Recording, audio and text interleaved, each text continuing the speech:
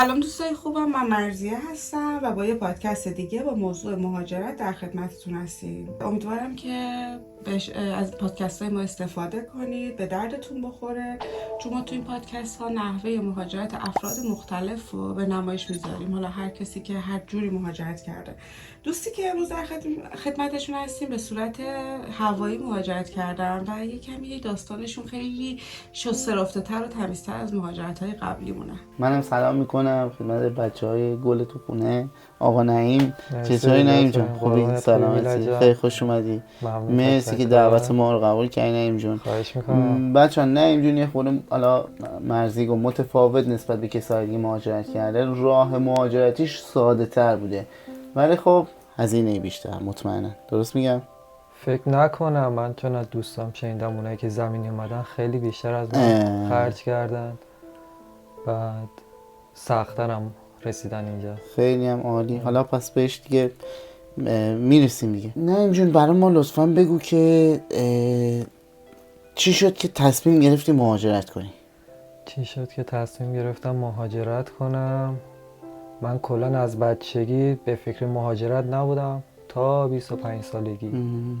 نه دوست داشتم برم جایی، نه نیاز بود، تا اینکه یکی این پیشنهاد رو انداخت تو ذهن من، بعد گفت بیا بریم انگلیس و اینجوریه، این خونه میدن چه میدونم همه چی میدن. آره من اصلا هیچ دیگه همه این مسیر رو دارن میان تا هیچ ذهنیتی راجع به پناهندگی و کیس و اینا اصلا نداشتم، نمیدونستم چجوری هست.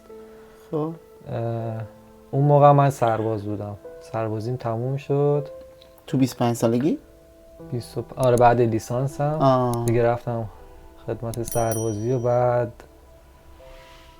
دیگه این پیشنهاده اومد و این حین من بیکار بودم، دنبال کار بودم. چون بیکار بودم تصمیم قطعی داشتم واسه مهاجرت. اول فکر میکردم قانونی میخوام برم، بعد دیگه من رفتم یه شرکت داروسازی خوب مشغول به کار شدم، همه چی اوکی بود. بعد اون دوستم هم اومده بود انگلیس، دیگه من هی داشت شلتر میشد مهاجرتم، چون کار خوب داشتم و بعد از اونورم اون دوستم هی اصرار میکرد بیا. ایشون هم انگلیس اومده بودن؟ آره یک سال زودتر از من رسیده بودن. بعد دیگه همه گفتن دیوونه پاشو برو، اینجا خبری نیست و فلان و اینا، همه دوستا که تو ایران و اونا میگفتن. بعد دیگه من تصمیم قطعی گرفتم که مهاجرت کنم، استعفا دادم از کارم. بعد آخرای شهریور استعفا دادم، 2 ماه بعد از ایران اومدم بیرون، رفتم استانبول رفتی؟ خب بعد کاراتو از همون ایران انجام دادی یا رفتی استانبول کاراتو انجام؟ یعنی اون استانبوله، اون منظورم اینه که اگه کسی کاراتو تو ایران انجام داد ازت خواست که بری استانبول، یعنی که خودت رفتی اونجا و دنبال اونی یه که قرار آدم بود گشتی؟ منو بیاره گفت من تو رو قانونی میبرم، یه هفته بعد کارت که استعفا دادی یا میری آلمان بعد انگلیس یا مستقیم میری انگلیس. یه هفته بعد شد 2 ماه، شد 18 آبان یه اتفاقاتی افتاد دیگه، گفت بیا استانبول، از استانبول میفرستمت بری. اونم مثلا 1-2 هفته طول میکشه. بعد من 18 آبان از ایران اومدم بیرون. عذر میخوام، 18 آبان چه سالی؟ چند سال در واقع؟ 18 آبان 98. دقیقاً 4 روز بعد اون شلوغی‌ها تو ایران اتفاق افتاد، بنزین یهو شد 3000 تومان و اینا. اون تایم بود دیگه، یادتون میاد؟ آره. اون شلوغی‌ها و تظاهرات و اینا. آره من اون موقع دیگه استانبول بودم. بعد دیگه اومدیم ترکیه و ما رو بردن یه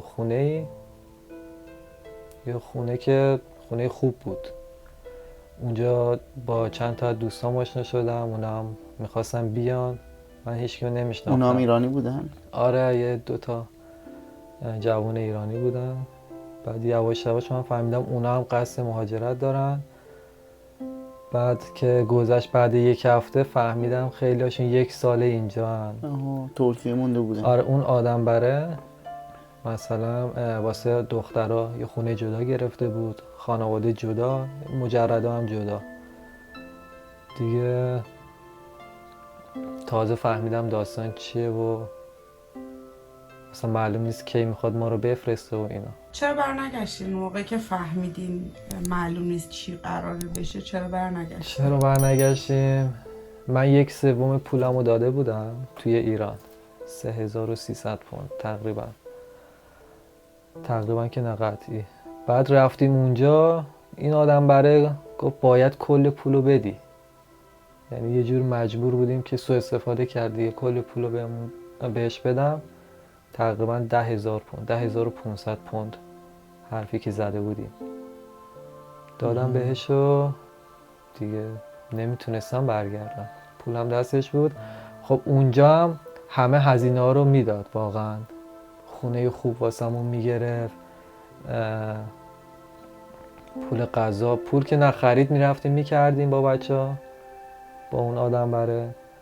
بعد یه اکیپ دوستانه بود، اون آدم بره میومد و میرفتیم بیرون، این ور اون ور بازی، دریا، کافه تا 4 ماه. 4 ماه اونجا بودی؟ اصلا نمیدونستیم دیگه، هی امروز فردا میکردیم دیگه، ترفندشونه. اصلا نمیدونستیم. یه اکیپ از ایران می آورد، هفته بعد اونا رو میفرستاد میرفتن. اونایی که 8 ماه اونجا بودن اونا رو نمیفرستاد. اصلا نمیدونیم چی جوری بود. بعد 4 ماه گذشت تا آخرای اسفند ایران بود. بهم گفت راه‌ها بسته است، سخته و کرونا هم اومد اون تایم. یهو اومد گفت که آقا میخوام بفرستم همتونو، که همینجوری هم شد. بعضی کشورها درگیر کرونا بودن، خیلی جدی نبود، پروازها کنسل نشده بود. بعد دیگه به منم گفت تو هم جزو اونایی که میخوام بفرستم. 2 هفته قبل من میفرسته خانواده رو با هم، بعضی گیر میکردن، اکثرا هم رد شدیم. دیگه افتاده بود تو پروسه فرستادن. اون روزم ترکیه تا موقعی که من اونجا بودم هیچ نفر کرونا نگرفته بودن و کل دنیا میگفتن چجوری مثلا ترکیه کرونا نگرفته و اینا. خیلی خوب. اون روزی که من رفتم اخبار اعلام کرد 2 نفر کرونا گرفتن و اینا. بعد اون روز ما رفتیم فرودگاه با 2 تا دیگه بچه ها، اون 2 نفر گیر کردن. بعد من سوار شدم و رفتم. از اون روز به بعد فرداش کل پروازا کنسل شد. یعنی آره. خب یه سوال، این آدم بر شما اول که شما رو چجوری میخواست از این پروازا رد کنه؟ شما گفتید به شما قول داده که قانونی ببرتتون ولی نشده دیگه قطعا. آره ولی خب قبل اینکه از ایران بیام بیرون دیگه قانونی کنسل شده بود. یه جورایی هم قانونی چجوری میخواستین اقدام کنین؟ گفت ویزا میگیرم. من فکر میکنم راهی که داره اینه که براشون تا اروپا یکی از کشورهای شینگن میفرستاد، ویزا میگیره تا یکی از کشورهای شینگن میاره که خب قانونیه تا ایران. آره. شما ایران سوار میشی، معمولا هم توریستیه، میای حالا فرانسه، ایتالیا، آلمان، حالا هر جایی که توی شینگنه میمونی تا 1 ماه. فکر کنم 1 ماه خمارخوری هم بستگی داره، ویزات داری، بعد تو اونجا شما قانونی هستی تا اونجا. ولی از اونجا به بعد دیگه من فکر میکنم تقریبا به جز ویزای دانشجویی و الحاق خانواده و اینا قانونی وجود نداره براش، قانونی وجود نداره. واسه هر کسی یه جوری میفرستاد دیگه. بعد میفرستاد واقعا هم قانونی که آشنا داشت از ایران، ویزا میچسبوندن و این داستانا، که این کارا هم داشت میکرد که اون طرف رو داخل فرودگاه گرفتن، اونی که ویزا میچسبوند و اینا رو دیگه نشد. بعد یه اتفاقاتی هم واسه من افتاد و دیگه من مجبور شدم از ایران بیام بیرون، باید میومدم بیرون. ولی من فکر میکنم علی کلن از اروپا به انگلیس، یعنی از هر جایی از اروپا به انگلیس، من فکر میکنم آدم پرون قانونی اصلا راه نداره. قانونی اصلا تقریبا 0. آره. الا تحصیلی چیزی اونا دیگه آره، مگر اینکه براتون ویزا اون که دیگه بالاخره جاب تو آفری رو اروپا ما داریم. لازم نیست ما بیان. جاب آفری داریم، بهتون فن شغل ویزا مثلا سر داریم، شغل باشه، به تحصیلی الحاق به داریم. خانواده، مثلا تحصیلی. آره اینا که دیگه اصلا تو لازم نداری آدم نمیدونم شاید هم لازم باشه، ولی در اون صورتی که شما میتونی قانونی یعنی اینکه بیای. منو راحت قرار بود بفرسته اینکه من بیام اینجا اعلام پناهندگی کنم. این آدم برا یه آدمی دارن که واسهشون پاس میفرستن، یعنی عکس میفرسته، پاس واسه همه کشورها هست. اون آدم برای نگاه میکنه میبینه به مسافرش میخوره یا نه. اگه بخوره میگه من اینو میخوام، اینو میخوام، اونو میخوام. واسه من پاس شباهتی بود، پاس اورجینالم بود، سوئیسی بود. با این پاسه چند سال پیش یکی از مسافراشو فرستاده بود به اتریش. با اون پاسه رفته بود ورود زده بود، پسره اسمش هم رضا بود فکر کنم. بعد اون قصد برگشت به ایران رو داشت. بعد اومد یه مدت استانبول. اون آدم برام گفت پاس تو بیار، این شبیه نعیمه، میخوام با این پاس مثلا نعیمو بفرستم. مهرم خورده بود داخلش و مهر ورود خورده و یه پاس قوی بود دیگه. بعد اون عکسش خیلی شبیه من بود، کلا همه میگفتن خیلی شبیه ته، فقط اختلاف سنیمون 10 سال بود فکر کنم، از من بیشتر بود دیگه. حالا من تو مدت چهرهمو شبیه اون کردم و ریشمو گذاشتم و اینا، یه خیلی شبیه شده بود. بعد آدم برامونم گفته بود که ما مأمور خریدیم توی فرودگاه، هماهنگ شده است، خیالتون راحت. دروغ. نمیدونستیم دروغه، نگو این ترفندشونه که استرس مسافرها رو بخواب بگیم خیالمون راحت. منم آروم بودم. روش خوبی هم هست. آره کلا بهتون میخوره آدم خونسردی باشه. من آروم بودم، آره کلا چهرم آرومه. بعد گفتیم خوبه دیگه میریم اونجا و پاس اون دوتا دوستمون فرانسوی بود. حالا میگم چرا گیر کردن. پاس اونا چنجی بود، عکساشو چنج کردیم. آره گفت آقا برید اونجا به فاصله 5 متر تا 10 متر تو صف وایسید. من ترسیدم گفتم بذار برم نفر بعد اینا وایسم. دوستمون رفت یکیش پاسشو نگاه کرد بس داد بهش، گفت برو وایسا بغل. ترکیه بودین اینجا؟ آره استانبول. گفتم چجوری هماهنگ شده است، چرا اینو گرفتن. بعد رسید به اون یکی دوستم، اونم نگاه کرد بس و داد بهش، گفت وایسا بغل. من نمیدونم اینا رو گرفتن یا نه، هیچ اطلاعاتی نداشت. گفتم خب دیگه منم الان 100%. گفتی فکر کردی اینا هماهنگی گفتن مثلا شما بیا عدد آره بغل برو تو هوا، یا گفتم نه گرفتن. حد زدی که گرفتن، چون همه داشتن میرفتن، رسید به این دوتا، این دوتا رو گذاشتن کنار. بعد منم دیگه اونجا شغل شدم، گفتم خب منم دیگه تمام شده، منم الان میگیرن. بعد رفتم پاسو دادم، گفت به اون مأمور وسطم بده. منم به اون مأمور وسط دادم. فقط باید لبام اینجوری میبستم که کپ عکس بشه. اینجوری جلوش وایساده بودم. بعد به استانبولی گفت اهل کجایی؟ منم مثلا سوئیسی هم دیگه، من چه میدونم. اینجوری کردم که متوجه نمیشم چی میگه. حالا من چون ترک بودم میفهمیدم چی میگه، نباید جواب میدادم که. بعد 3 بار گفت، اینجوری سر تکون دادم، گفتم نو. گفت where are you from؟ گفتم سوئیزرلند. گفت سوئیس؟ گفتم yes. بعد یه نگاه به همکارش کرد و مهر زد، گفت پاس اوکی بیا برو. من رفتم داخل دیگه، پرواز پرید رفت. حالا بعدها فهمیدم چرا اون 2 نفر گیر کردن.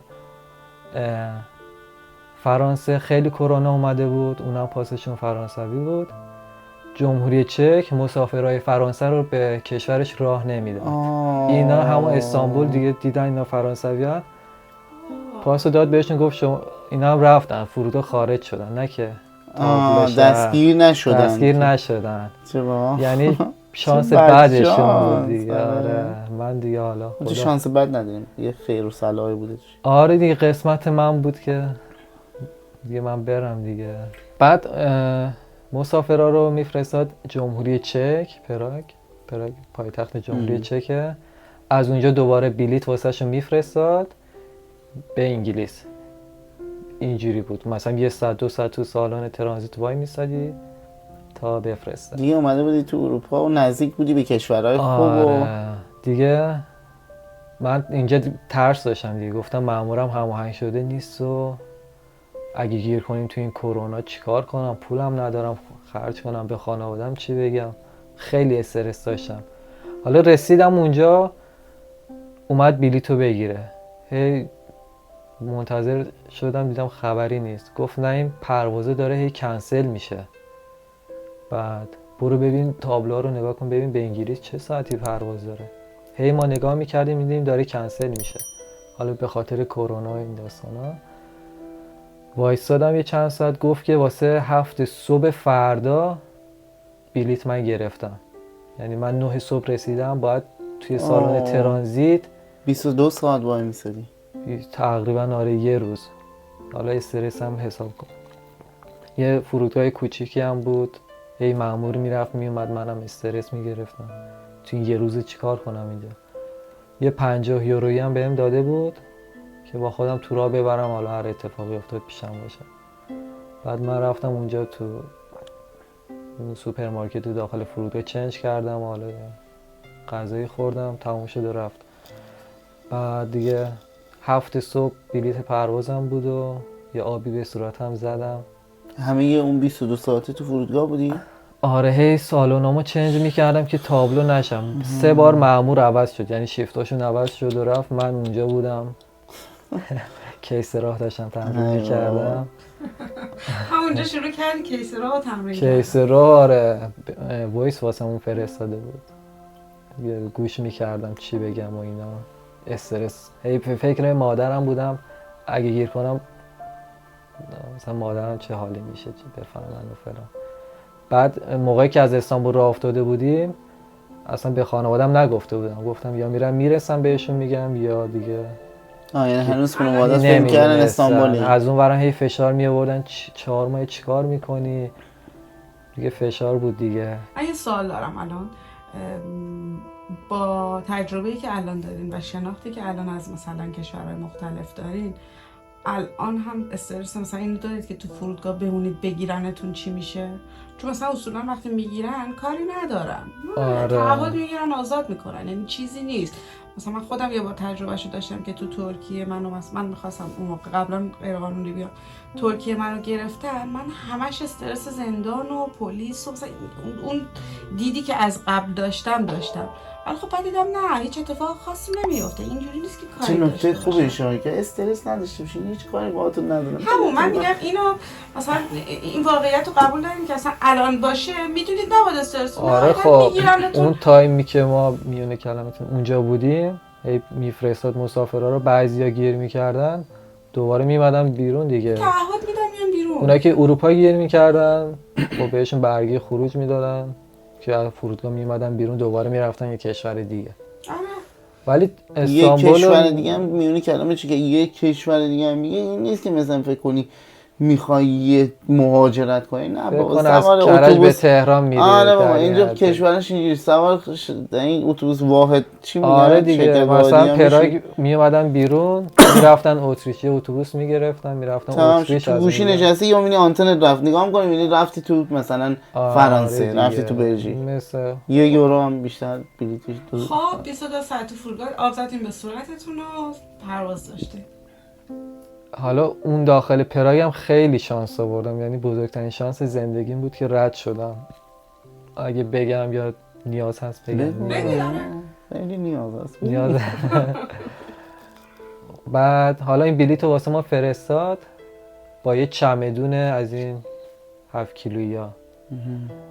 بعد همه رفتن و ما هم از اون ایکس ری رد شدیم دیگه. پاس رو نگاه نمی‌کرد مأمور، یه مأمور اونجا بود و بوردینگ پاس رو میذاشیم رو اون اسکنره رد میشدیم.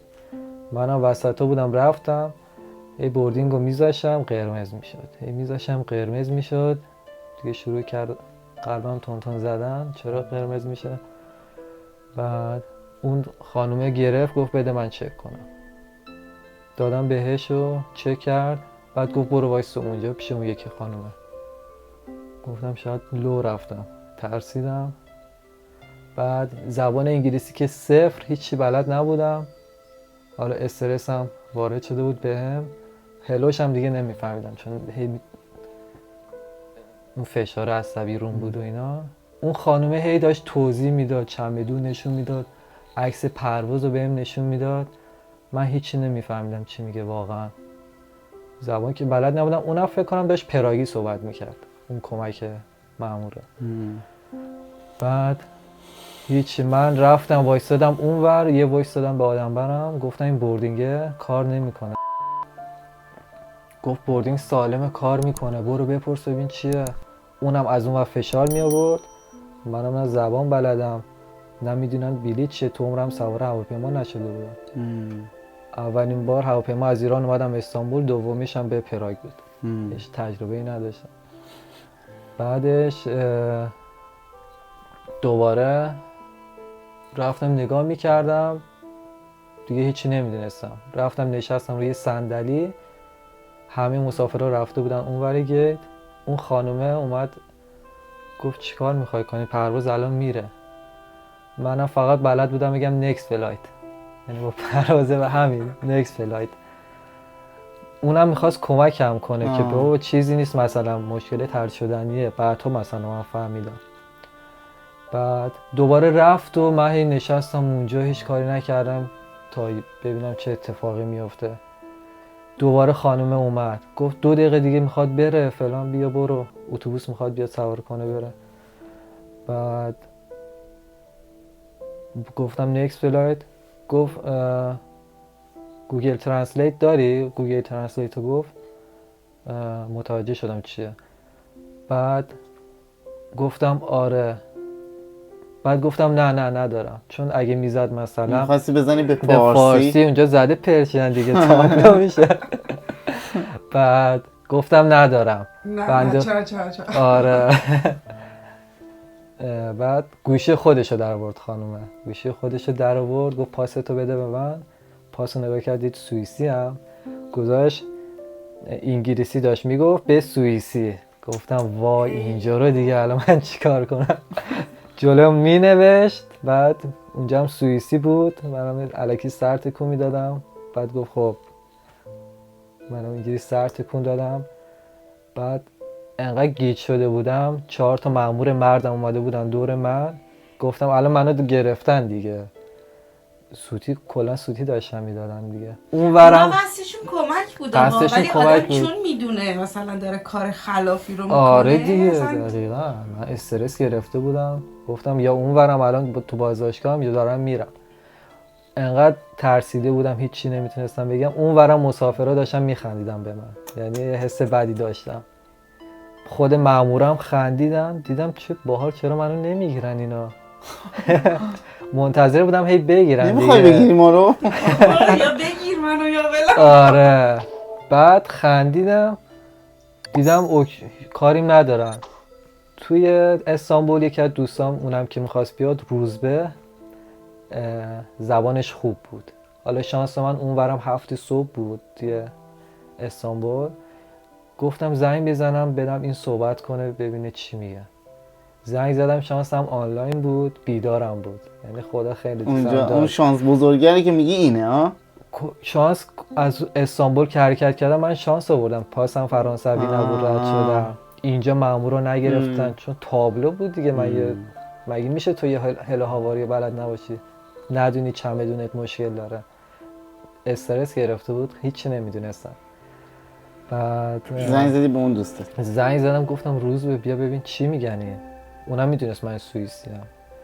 بعد زنگ زد، صحبت کرد، گوشه داد به من، گفت که نه میگه چمدونت باید بره قسمت بار. این هواپیما هم بار نداره، هواپیما کوچیکه، فقط تو میتونی کوله پشتی با خودت ببری، یا باید $25 بدی یا چمدونتو باید ول کنی. دیدم خانومه هی به من میگفت کردیت کارت، do you have card کردیت کارت. من حتی اینا متوجه نمیشدم کردیت کارت یعنی چی. میدونستم، خیلی ترسیده بودم، کلا ذهنم داغون شده بود. هی میگفت مانی کردیت کارت. من نمیدونستم مشکل واسه چیه، منم که اصلا نداشتم میدونستم مشکل چیه. بعد دوباره رفتم نشستم، گفتم خب من چمدونمو نمیخوام. خانم گفتم اینجوری نمیخوام، صحبت نمیکردم، اینجوری میکردم. اینا من دورش گفتم بلد نبودم بگم I don't need مثلا شهری یا فلان، اینجوری کردم. بعد گفت بیا اینجا، گفت بازش کن. بعد چمدون رو باز کردم، توش هم لباس و الکی مثلا توش وسیله شخصی بود، هیچی نبود. بعد باز کردم نگاه کرد، گفت اوکی بیا برو. گفت بیا برو. بعد دیگه پولم نمیخواستم، اصلا میدونست که من دارم میرم، حالا دیگه رحم کرد بهم، دلش سوخت واسم. خدا خیرش بده. آره تابلو بود دیگه. نمیدونستم، باز خدا خیرش بده که اینجوری کمک کرد. آره بعد اومدم دوباره پاس و بوردینگ رو نشون بدم که برم دیگه. بعد اینجوری کرد بیا برو فقط مثلا. بیا برو بابا، این که مال تو نیست که. آره گفت بیا برو دیگه. اون ور گیت رو سوار شدم دیگه، اومدی اینجا تموم شد. حالا رو هوا هم یه اتفاقی افتاد، بازم ترسیدم. اون چی شد؟ دیگه رو هوا بودی؟ آره نه رفتیم از اتوبوس داخل هواپیما.